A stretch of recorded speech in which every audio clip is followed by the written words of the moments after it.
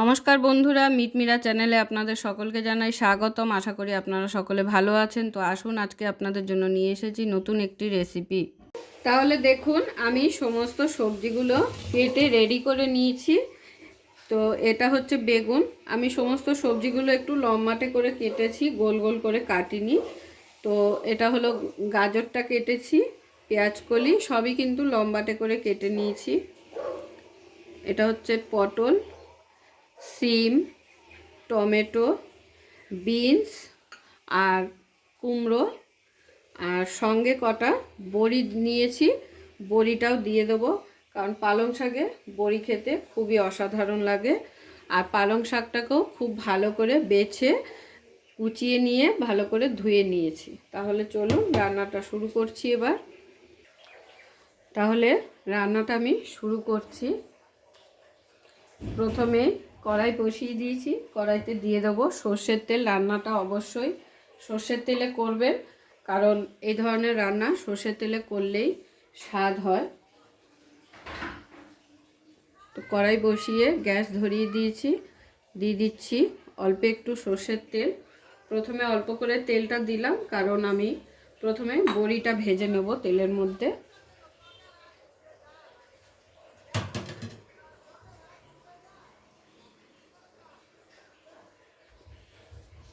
দিয়ে দিচ্ছি বড়িগুলোকে প্রথমে লাল লাল করে একটু ভেজে নেব।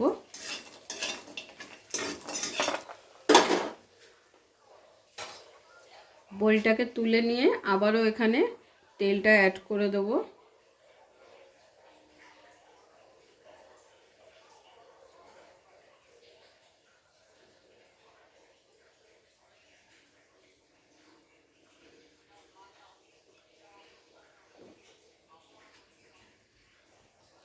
তো তেলটা অ্যাড করার পরে তেলটা কিন্তু আবারও গরম হয়ে গেছে।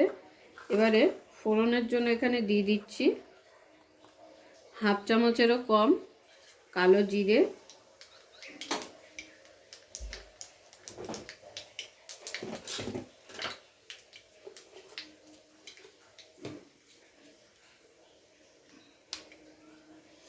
দিয়ে দিচ্ছি শুকনো লঙ্কা,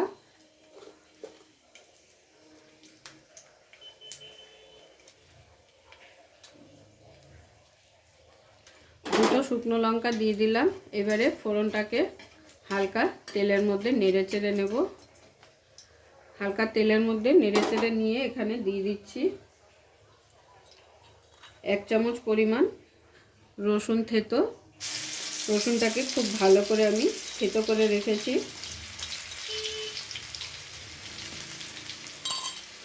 রসুনটায় যখন একটু কালার আসবে, নাড়াচাড়া করতে করতে হালকা যখন কালার এসে যাবে, দেখুন রসুনের কালারটা চেঞ্জ হয়ে গেছে, তখন এখানে অ্যাড করে দেবো পেঁয়াজ কুচি।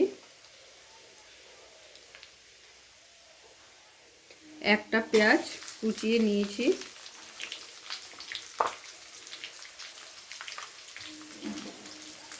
পেঁয়াজটাকে এবারে একটু হালকা নরম করে ভেজে নেব প্রথমে।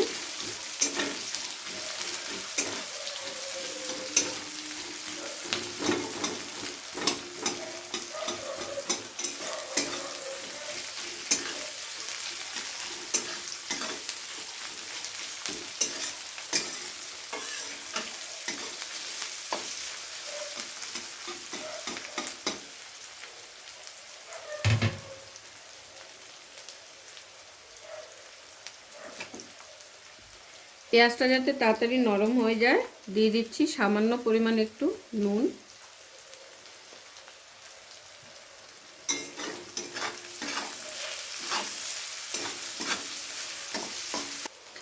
পেঁয়াজটা যখন এরকম হালকা নরম হয়ে যাবে, তখন এর মধ্যে অ্যাড করে দেবো এক এক করে সবজিগুলো। প্রথমেই দিয়ে দিচ্ছি আলুটা।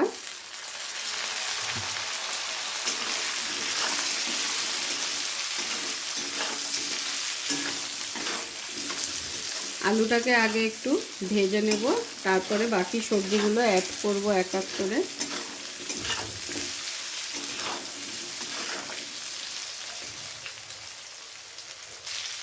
তো দেখুন আলুটাকে কিছুক্ষণ 2 থেকে 3 মিনিটের মতো ভেজে নিয়েছি পেঁয়াজের সাথে। এবারে এক এক করে সমস্ত সবজিগুলোকে অ্যাড করে নেব। দিয়ে দিচ্ছি গাজর, সিম, পটল,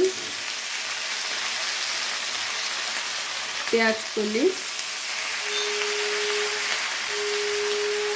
বিনস, কুমড়ো, বেগুন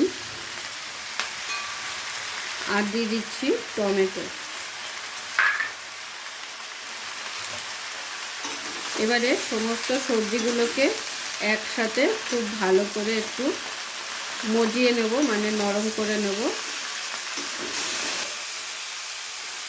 এবারে সবজিটাকে ঢাকা দিয়ে কিছুক্ষণ রান্না করে নিতে হবে।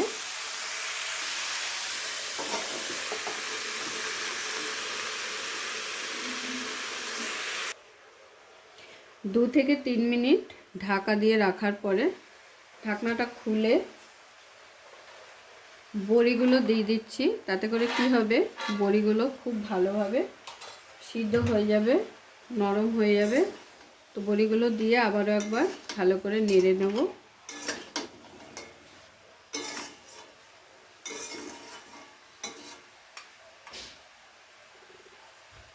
সঙ্গে দিয়ে দিচ্ছি কাঁচা লঙ্কা চেরা ঝালের জন্য। আবারও ঢাকনা চাপা দিয়ে সবজিটাকে ভালো করে নরম করে নেব। তো আবারও 2 থেকে 3 মিনিট পর আমি ঢাকনাটা খুলে একবার নাড়া দিয়ে দেবো সবজিগুলো। সবজিগুলো কিন্তু বেশ অনেকটাই নরম হয়ে এসেছে।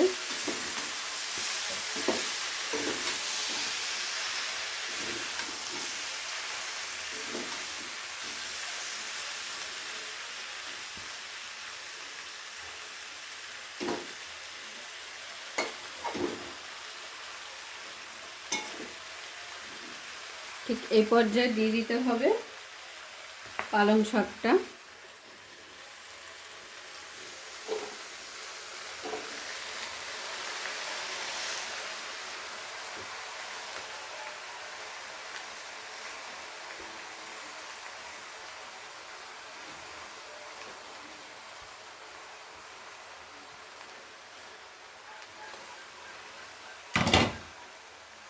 পালং শাকটা দিয়ে খুব ভালো করে সবজির সাথে মিশিয়ে দেবো একবার।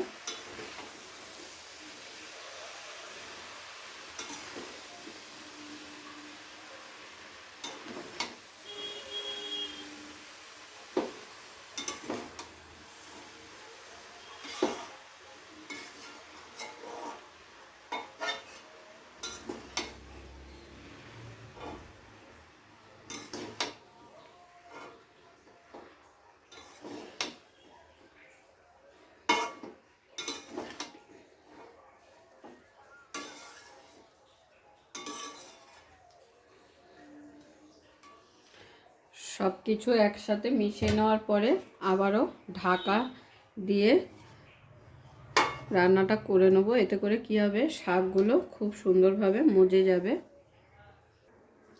আবারও প্রায় 5 মিনিট বাদে আমি ফিরে এসেছি, ঢাকনাটা খুলে দেখে নিচ্ছি। তো দেখুন শাকগুলো কিন্তু অনেকটাই মজে গেছে। আর পালং শাক দিয়ে কিন্তু খুব জল বেরায়, এই যে দেখুন কতটা জল বেরিয়ে এসছে।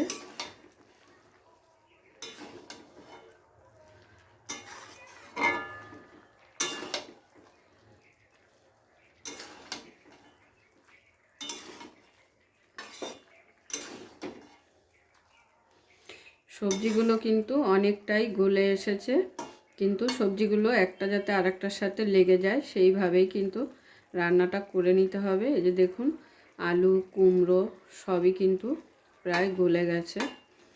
আর একটা বড়িও দেখে নেব, বড়িটাও কিন্তু ভেঙে যাচ্ছে, তার মানে বড়িটাও গলে এসছে। তো আর একটু সময় নিয়ে এটাকে ভালো করে রান্নাটা করে নিতে হবে। আর এইভাবে খুন্তি দিয়ে একটু চেপে চেপে দিলে সবজিগুলো কিন্তু সুন্দরভাবে গলেও যাবে। তো এইভাবে ঢাকা দিয়ে দিয়ে যদি রান্নাটা করা হয় তাহলে কিন্তু খুব সুন্দরভাবে সবজিগুলো গলে যায়। তো আবারও প্রায় 10 মিনিটের মতন হয়ে গেছে আমি ঢাকা দিয়ে রেখেছিলাম। তো এবারে কিন্তু গ্যাসের আঁচটাকে হাইতে করে রান্নাটা করে নেব, কারণ সমস্ত সবজি আমার খুব ভালোভাবে একদম গলে এসছে। দেখুন একটার সাথে আর একটা সবজিও কিন্তু ভালো করে মিশে গেছে। দিয়ে দিচ্ছি কটা ধনেপাতা। শীতকালে ধনেপাতার একটা আলাদাই সুন্দর ফ্লেভার হয়। তো যে কোনো রান্নায় যদি ধনেপাতাটা দেওয়া হয় তাহলে কিন্তু তার স্বাদটা আরও দ্বিগুণ হয়ে যায়।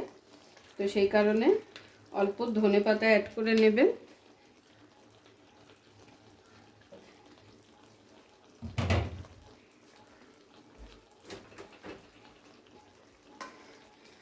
এর সঙ্গে দিয়ে দিচ্ছি, যেহেতু শাক পাতা তো সেই কারণে একটু মিষ্টি না দিলে কিন্তু শাকের যে স্বাদটা সেটা ব্যালেন্স হয় না, মানে স্বাদটা আসে না।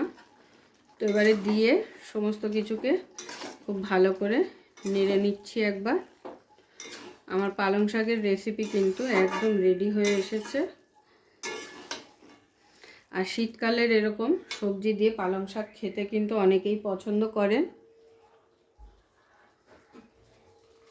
আর লাস্ট যেটা দেব সেটা হলো টালা জিরের গুঁড়ো।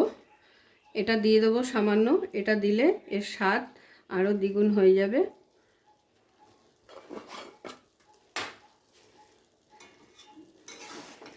এটা কিন্তু অবশ্যই দেবেন। এরকম সবজিতে যদি এই টালা জিরের গুঁড়োটা পড়ে তাহলে কিন্তু স্বাদটা অসাধারণ হয়। এবার আমি এটা নামিয়ে ফেলবো। পালং শাকের সবজি আমার একদম রেডি।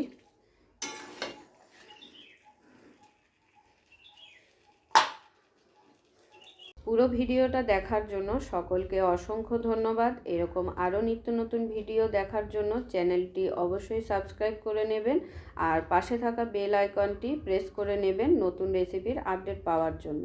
তো সবাই ভালো থাকবেন, সুস্থ থাকবেন। আবারও দেখা হচ্ছে আপনাদের সাথে নতুন একটি রেসিপি নিয়ে।